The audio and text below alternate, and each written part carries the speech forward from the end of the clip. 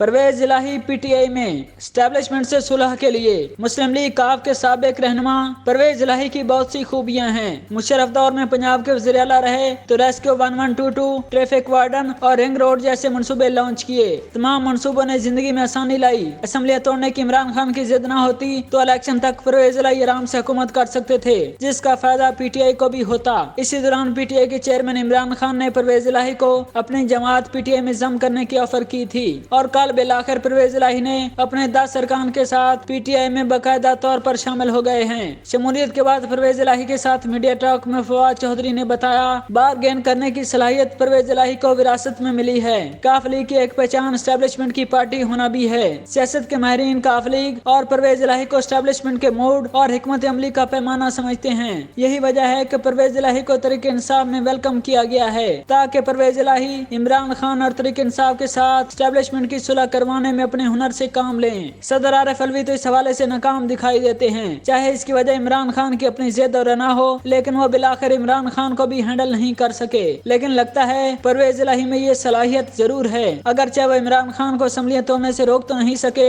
لیکن اسٹیبلشمنٹ کے ساتھ صلح کے حوالے سے پرویز الہی کی کوششوں کا رزلٹ نکلے تو شاید عمران خان بھی اپنا ہاتھ ہلکا کر لیں۔ دوسری طرف مسلم لیگ قائد اعظم کے سربراہ اور سابق وزیر اعظم چودھری شجاعت نے سابق وزیر اعلیٰ پنجاب پرویز الہی کو پارٹی عہدے سے برخاست کر دیا۔ پارٹی اعلامیہ کے مطابق پرویز الہی کی پارٹی رکنیت ختم کر دی گئی ہے اور ان کے مقرر لوگوں کے پارٹی عہدے بھی واپس لے لیے گئے ہیں۔ اعلامیہ میں کہا گیا ہے کہ چودھری شجاعت حسین نے 16 جنوری کو شوکاز نوٹس جاری کیا تھا اور یہ نوٹس پرویز الہی کو 26 جنوری کو لاہور میں غیر آئینی اجلاس بلانے پر دیا گیا تھا۔ اعلامیہ میں کہا گیا ہے کہ پرویز الہی کو آئندہ مسلم لیگ کاف کا نام استعمال کرنے سے منع کر دیا گیا ہے۔ پارٹی ترجمان مصطفیٰ ملک نے بھی پرویز الہی کی پارٹی رکنیت ختم کرنے کی تصدیق کر دی۔